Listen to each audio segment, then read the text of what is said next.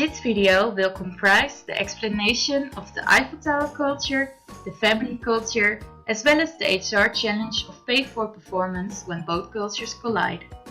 In the end, an example of reconciliation will be proposed.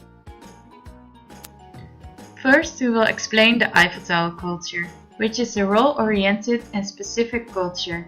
Here, status is ascribed to a specific role, and the organization's purpose is logically separated from one's personal needs for power and affection. Each higher level has the function of holding the levels beneath together. Rules organize everything, and a high priority is given to efficiency. On the other hand, we have the family culture, which is a person-oriented and diffuse culture. An organization is seen as a family, and therefore the overall manager inhabits the role of a caring father, while other employees may be seen as the big brother or the big sister. The main sanction will be to lose affection and place in the family, whereas pleasing the elder brother is the main purpose. Efficiency is low priority, while effectiveness is highly prioritized.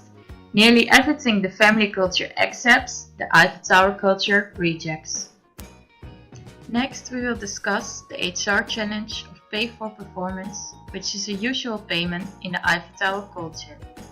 Whenever one does a good job, he might be rewarded with an individual monetary incentive. Moreover, he is given the possibility to move up the hierarchical ladder.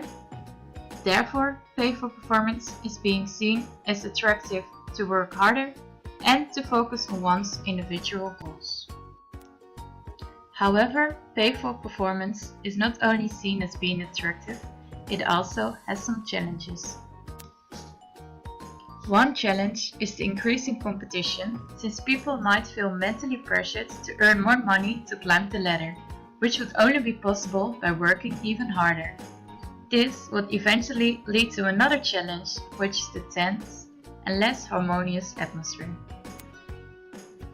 When looking at the family culture, it can be stated that pay for performance is very uncommon in this culture, since the family culture finds relationships more important than monetary aspects.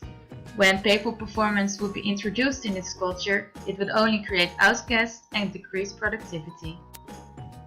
But what happens when an Eiffel Tower culture does business with a family culture and pay for performance is introduced?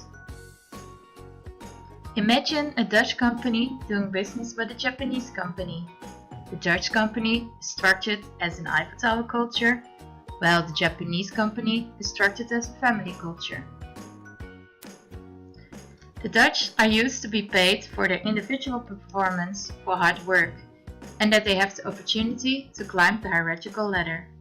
However, the Japanese focus on the group, and the only hierarchy is between the older and the younger employees. But how should the Dutch and the Japanese company deal with pay for performance when doing business together when they both are from a different culture? Let's start with some do's and don'ts for the Dutch company who belongs to the Eiffel Tower culture. The do's: clearly explain what pay for performance is and how it is seen in the Netherlands. Clearly explain the way pay for performance works in their company. Being open to the opinions and critics of the Japanese, and show willingness to overtake some manners from the Japanese in order to find a common ground. The don'ts: not listening and ignoring the opinions and critics of the Japanese. Strictly implementing the pay for performance culture in this corporation no matter what the Japanese say, and paying Japanese for performance and making them feel uncomfortable. Next, we will explain the do's and don'ts for the Japanese who belong to the family culture. The do's: clearly explain what ways of payment is commonly used in Japan and explain how pay for performance is seen. Clearly explain how payment is used in their company. Being open to the critics and opinion of the Dutch, and show willingness to overtake some manners from the Dutch in order to find a common ground. Created using Powtoon.